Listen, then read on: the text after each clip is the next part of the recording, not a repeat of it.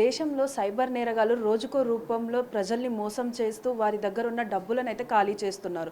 మనం చూసుంటాం betting apps వల్ల కానీ లేకపోతే ఏదైనా లింక్ పంపించి అందులో లాగిన్ అయ్యి ఓటీపీస్ అడిగి ఇలా చేసి వాళ్ళ ఖాతాలను అయితే ఖాళీ చేస్తున్నారు. కానీ కొత్తగానైతే కాల్ మెర్జింగ్ స్కామ్ అనేది ఒకటైతే వచ్చింది. సో దాని గురించి మనతో విశ్లేషించడానికి సైబర్ క్రైమ్స్ ఎస్ఐ ప్రసీన్ రెడ్డి గారు ఉన్నారు. వారిని అడిగి తెలుసుకుందాం. సో సార్, మనమైతే దాదాపుగా చాలా స్కామ్స్ అయితే చూసుంటాం. సో కొత్తగా అయితే కాల్ మెర్జింగ్ స్కామ్ అనేది ఒకటి వచ్చింది. అసలు ఈ కాల్ మెర్జింగ్ స్కామ్ అంటే ఏంటో ఒకసారి చెప్తారా? కాల్ మెర్జింగ్ స్కామ్ అని చెప్పేసి రీసెంట్ టైమ్స్లో అంటే ఫ్రాడ్స్టర్స్ అనేది ఈ టెక్నిక్ అనేది యూజ్ చేస్తున్నారండి. విక్టిమ్స్ దగ్గర నుంచి మనీ మనీ అనేది ఫ్రాడ్ చేయడం కోసం అనేది వీళ్ళు సస్పెక్ట్స్ అనేది వీళ్ళు చేస్తున్నారు. సో ఇందులో ఏమవుతుందంటే ఒక విక్టిమ్కి ర్యాండమ్ కాల్స్ అనేది చేస్తారనమాట. ఒక ఫ్రాడ్స్టర్ ఒక ర్యాండమ్ కాల్ అనేది చేసి, మా ఫ్రెండ్ కానీ మా రిలేటివ్ కానీ మీ నెంబర్ ఇచ్చారు, మీకు ఒక సమ్ మెసేజ్ వస్తుంది, సో అది బై మిస్టేక్ మీకు వచ్చింది, సో జస్ట్ మా ఫ్రెండ్కి అది చెప్పండి అని చెప్పేసి మళ్ళీ ఆ కాల్ అనేది అతను ఆల్రెడీ ఒక కాన్ఫరెన్స్ కాల్లో ఉంటాడు. ఆ కాన్ఫరెన్స్ కాల్ ఏంటంటే ఒక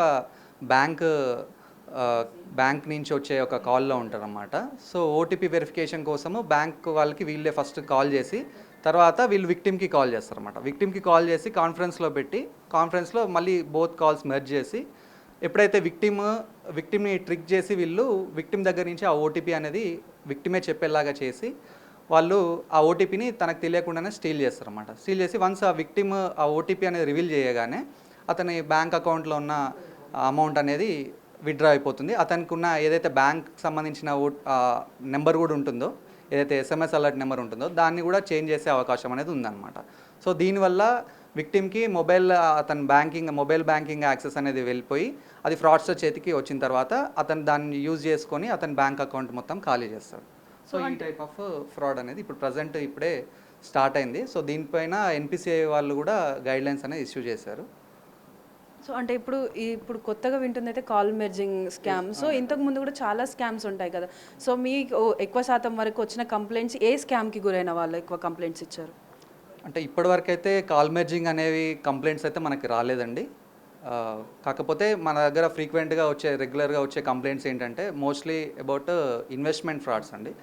investment frauds, part time jobs ఉన్నాయి. పార్ట్ టైం జాబ్స్ మీరు ఇంట్రెస్ట్ ఉన్న వాళ్ళు అప్లై చేసుకోండి అని చెప్పేసి ర్యాండమ్గా కొన్ని వాట్సాప్ గ్రూప్స్లలో విక్టిమ్ యొక్క నెంబర్ యాడ్ చేయడము, తర్వాత అందులో ఆ వాట్సాప్ గ్రూప్స్లో కానీ టెలిగ్రామ్ గ్రూప్స్లో కానీ అందరూ కూడా ఫ్రాడ్స్టర్కి సంబంధించిన వాళ్ళే ఉంటారన్నమాట. సో వాళ్ళు ఏంటంటే స్క్రీన్ షాట్స్ మాకు ఇంత అమౌంట్ ఎర్న్ చేస్తున్నాం మేము అని చెప్పేసి చెప్పడము, అది విక్టిమ్ బిలీవ్ చేసి విక్టిమ్ కూడా అందులో ఇంట్రెస్ట్ చూపించి అతనితోని మొత్తం అనేది ఒక ఫ్రాడ్స్టర్ యొక్క ట్రాప్లో పడడం అనేది జరుగుతుందన్నమాట. సో వన్స్ ఒక 10,000 20,000 ఇనిషియల్ అమౌంట్ అనేది అతను డిపాజిట్ చేసిన తర్వాత అది విత్డ్రా చేసుకోవాలి అంటే మీరు ఇంకా 50,000 రూపీస్ కట్టాలి, 1 lakh కట్టాలి అని చెప్పేసి అట్లా విక్టిమ్ని చీట్ చేయడం అనేది జరుగుతుంది. సో విక్టిమ్ వన్స్ ఇదంతా రియలైజ్ అయ్యి మనం చీట్ చేయబడ్డాం అని చెప్పేసి వన్స్ రియలైజ్ అయిన తర్వాత అతను పోలీస్ స్టేషన్కి వచ్చి కంప్లైంట్ ఇవ్వడం జరుగుతుందండి. సో ఇదైతే జనరల్గా జరుగుతున్నవి. అండ్ ఎక్కువగా ఈ మధ్యలో ట్రేడింగ్ యాప్స్ కూడా బాగా వస్తున్నాయండి. ట్రేడింగ్ రిలేటెడ్ ఫ్రాడ్స్ కూడా వస్తున్నాయి. So fake trading apps, fake trading websites ఒకటి క్రియేట్ చేసి ఫ్రాడ్స్టర్స్ వాళ్ళు ఏం చేస్తున్నారంటే, మీకు ఐపీఓలో ఇన్వెస్ట్మెంట్స్ మేము చేస్తాము, మీరు ఈ స్టాక్స్లో మీరు ఇన్వెస్ట్ చేయండి, ఈ ప్లాట్ఫామ్ యూజ్ చేసి ఇవన్నీ చేయండి అని చెప్పేసి వాళ్ళకి ఒక ఫేక్ ఇన్వెస్ట్మెంట్స్ అనేవి చూపిస్తున్నారు అన్నమాట. వాళ్ళకి 20% 30% జస్ట్ ఒక వితిన్ 1 వీక్లోనే వాళ్ళకి రిటర్న్స్ ఆశ చూపిస్తున్నారు. సో దానికి వాళ్ళు ఆశపడి విక్టిమ్స్ ఏం చేస్తున్నారంటే ఇంకా ఎక్కువ అమౌంట్ అనేది డిపాజిట్ చేస్తున్నారు. వన్స్ ఒక సర్టెన్ అమౌంట్ అంటే వాళ్ళ దగ్గర ఉన్న అమౌంట్ వరకు కూడా పెట్టిన తర్వాత ఎప్పుడైతే వాళ్ళు విత్డ్రా చేసుకోవాలనుకుంటున్నారో అప్పుడు ఈ అమౌంట్ విత్డ్రా అవ్వవు అని చెప్పేసి వాళ్ళ వితిన్ ఒక 3-4 డేస్లోనే ఆ వెబ్సైట్ కూడా క్లోజ్ చేయడం జరుగుతుంది. అండ్ వాళ్ళ కస్టమర్ కేర్ సర్వీస్ నుంచి కూడా ఎలాంటి రెస్పాన్స్ అనేది ఉండడం లేదన్నమాట. సో అంటే ఇప్పుడు మనం చూస్తున్నట్టయితే ఇన్స్టాలో ఇన్ఫ్లుయెన్సర్స్ కూడా నేను ఇందులో ఇన్వెస్ట్ చేశాను, నేను కార్ కొన్నాను, ఇల్లు కొన్నాను అని చెప్పి కూడా అంటే నార్మల్ పీపుల్ని కూడా వాళ్ళు ఇన్ఫ్లుయెన్స్ చేస్తున్నారు. అంటే దీనివల్ల కూడా ఈ స్కామ్స్ అనేవి జరుగుతున్నాయి అనుకోవచ్చా? అంటే ఏదైనా అంటే వాళ్ళు జెన్యూన్ యాప్స్ గురించి కానీ జెన్యూన్ వెబ్సైట్స్, జెన్యూన్ ప్లాట్ఫామ్స్ గురించే వాళ్ళు చేస్తుండొచ్చు మోస్ట్లీ. కాకపోతే ఎవరైనా విక్టిమ్స్ వాళ్ళు ఏదైనా ఒక ప్లాట్ఫామ్లో ఇన్వెస్ట్ చేయాలి అనుకుంటే అది సెబీ రిజిస్టర్డ్ ప్లాట్ఫామా లేదా అనేది ఒకసారి వన్స్ అండ్ ట్వైస్ చెక్ చేసుకున్న తర్వాతనే వాళ్ళ వాల్యుబుల్ అమౌంట్ని అందులో ఇన్వెస్ట్ చేయడానికి ఉండాలి. లేదు అంటే వాళ్ళు ఇది ఒక ఫ్రాడ్స్టర్ అనేది చేస్తున్నారు అని చెప్పి రియలైజ్ అవ్వాలన్నమాట. సో అంటే ఇప్పుడు మీరు అన్నారు అది జెన్యునా కాదా అని. అంటే నార్మల్ పీపుల్ కొంతమంది అది జెన్యునా కాదా అని తెలుసుకోలేరు. అది తెలుసుకోవాలంటే ఏం చేయాలి? తెలుసుకోవాలంటే జస్ట్ సెబీ రిజిస్టర్డ్ సెబీ వెబ్సైట్లోకి వెళ్ళి వాళ్ళకి సంబంధించిన రిజిస్టర్డ్ ఏమున్నాయి అనేది వాళ్ళు అందులో చూసుకోవాలండి. And at the same time BSc and NSC websites కూడా ఉంటాయి. అందులో ఆ కంపెనీకి సంబంధించిన నిజంగా స్టాక్స్ ఉన్నాయా, దీనికి సంబంధించిన ఐపీఓ నిజంగా రిలీజ్ అవుతుందా లేదా అనేది కూడా వాళ్ళు వన్స్ వెరిఫై చేసుకున్న తర్వాతనే దానికి సంబంధించిన ఐపీఓస్లో ఇన్వెస్ట్ చేయడం అనేది చేయాలి. అది కూడా ప్లే స్టోర్లో అవైలబుల్ ఉన్న యాప్స్లోనే మాత్రమే.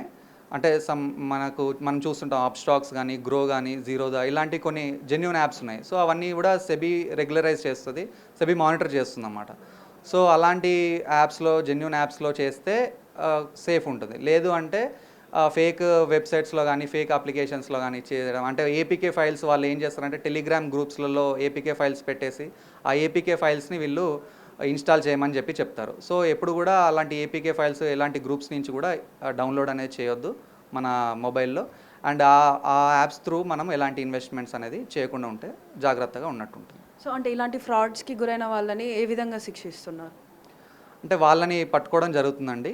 రీసెంట్గా కూడా చాలా కేసెస్లో కూడా మేము అది డిటెక్ట్ చేయడం జరిగింది. సో అందులో వాళ్ళని రిమాండ్ చేసి మేము జైలుకి పంపిస్తున్నామండి అందులో.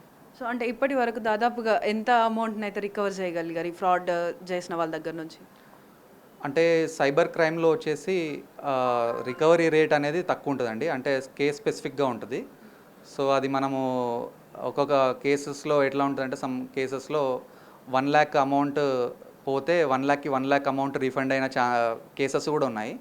కొన్ని కేసెస్లో 10 lakhs అమౌంట్ పోయినా కూడా మనము మ్యాక్సిమం అంటే ఎక్కువ ఇప్పించలేని పొజిషన్లో కూడా ఉంది. ఏంటంటే విక్టిమ్ ఎంత తొందరగా రెస్పాండ్ అయ్యిండు, అతను ఫ్రాడ్ చేయబడ్డాడు అని చెప్పేసి ఎంత తొందరగా రెస్పాండ్ అయ్యి మాకు పోలీస్కి ఎంత తొందరగా రీచ్ అవుతే అంత అమౌంట్ అనేది హోల్డ్ అవ్వడం అనేది జరుగుతుంది అన్నమాట. ఎన్సీఆర్పి పోర్టల్లో అంత అమౌంట్ అనేది హోల్డ్ అవ్వడం చేత మనకి విక్టిమ్కి కూడా అదే అమౌంట్ మనము రీఫండ్ చేయడం అనేది జరుగుతుంది. సో విక్టిమ్కి ఎప్పుడైనా ఒకవేళ అతను ఇంట్లో ఉన్న ఇక్కడ నైట్ టైంలో రియలైజ్ అయినా కూడా ఇమ్మీడియట్గా 1930కి కాల్ చేసి ఈ సైబర్ క్రైమ్ని రిపోర్ట్ చేయాలి అని కోరుకుంటున్నాను. సో చూస్తున్నారు కదా, ఈ రోజులలో స్మార్ట్ ఫోన్స్ ఎక్కువ వాడడం వల్ల ఏంటంటే ప్రతి ఒక్కరికి కూడా ఇలాంటి స్కామ్స్కి గురయ్యే ఛాన్సెస్ ఉంటాయి. కాబట్టి తగిన జాగ్రత్తలు తీసుకోవాలి. అదేవిధంగా మోసపోయినప్పుడు వెంటనే దాన్ని గుర్తించి ఏ అర్ధరాత్రి అయినా ఎప్పుడైనా కూడా మమ్మల్ని రీచ్ అవుట్ అవ్వచ్చు అని చెప్పేసి ఎస్ఐ గారు అయితే తెలుపుతున్నారు. కెమెరామెన్ వంశీతో Shravani, big TV, Hyderabad. For more videos like this, subscribe Big TV channel.